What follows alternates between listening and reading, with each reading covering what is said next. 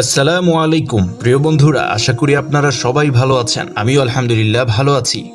আজকে কথা বলবো ক্রোধ এবং আধুনিক বিজ্ঞান সম্পর্কে। রাসূলুল্লাহ সাল্লাল্লাহু আলাইহি ওয়াসাল্লাম ইরশাদ করেন, আল্লাহর সন্তুষ্টির জন্য ক্রোধের ঢোক পান করার চেয়ে উত্তম কোনো ঢোক নেই। সে ব্যক্তি শক্তিশালী নয় যে লোকদেরকে দাবিয়ে পরাজিত করে, বরং শক্তিশালী ওই ব্যক্তি যে নিজের নফসকে দাবিয়ে পরাজিত করতে পারে। রাসূলুল্লাহ সাল্লাল্লাহু আলাইহি ওয়াসাল্লাম বলেন, হে মুসলমানরা, যদি তোমাদের মধ্যে কারো ক্রোধ আসে তাহলে তার জন্য তাৎক্ষণিকভাবে চুপ হয়ে যাওয়া জরুরি।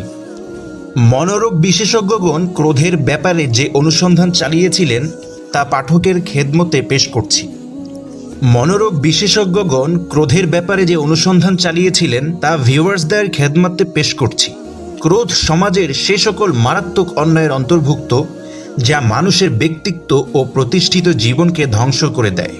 এতে মানুষ সর্বদা এমন সব অবস্থার সম্মুখীন হয় যার ফলে তার শিরাতন্ত্র এবং ইন্দ্রিয়সমূহ কোঁকড়ে যায়। এতে তার স্মরণশক্তিও প্রভাবিত না হয়ে পারে না। মূলত ক্রোধ ইন্দ্রিয় ও শিরাতন্ত্রের প্রভাব সংশ্লিষ্ট ব্যক্তির মধ্যে সহনশীলতা এবং তড়িৎ সিদ্ধান্ত গ্রহণকারী বলেই প্রমাণ করে। এমনকি এ ধরনের লোকেরা সর্বদা লজ্জা ও অপমানকর অবস্থার সম্মুখীন হয়। প্রিয় বন্ধুরা, ক্রোধ একটি প্রাণনাশক ব্যাধি।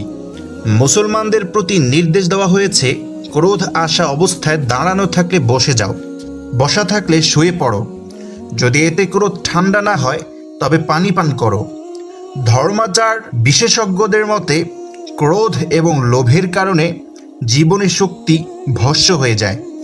প্রবীণ মহিলাগণ স্তন্যদায়িনী মায়েদেরকে ক্রোধের অবস্থায় শিশুদেরকে দুধ পান করাতে নিষেধ করেন, কেননা এর ফলে শিশু জীবনে বিপদাশঙ্কায় থাকে।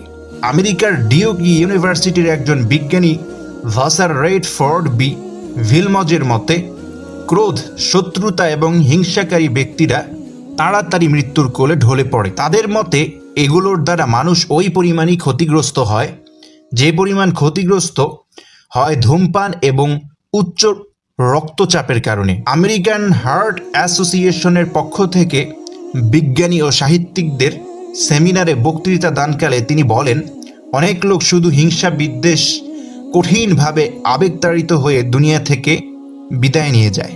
ক্রোধ এবং হিংসা হৃদয়ের একটি গুরুত্বপূর্ণ চালিকা শক্তি। এমনইভাবে লোভ, লালসায় লিপ্ত ব্যক্তি এবং অস্থির অধৈর্য লোক আশা আকাঙ্ক্ষার হাতে নিজের জীবন বাতি নিভিয়ে দেয়। আল্লাহ তাআলা আমাদেরকে ক্রোধ নামক জীবন ধ্বংসকারী ব্যাধি থেকে মুক্তিদান করুন। ভিডিওটি যদি ভালো লেগে থাকে একটি লাইক করে চ্যানেলটি সাবস্ক্রাইব করতে ভুলবেন না। দেখা হচ্ছে আরেকটি ভিডিওতে। ততক্ষণ ভালো থাকবেন এবং সুস্থ থাকবেন। আল্লাহ হাফেজ।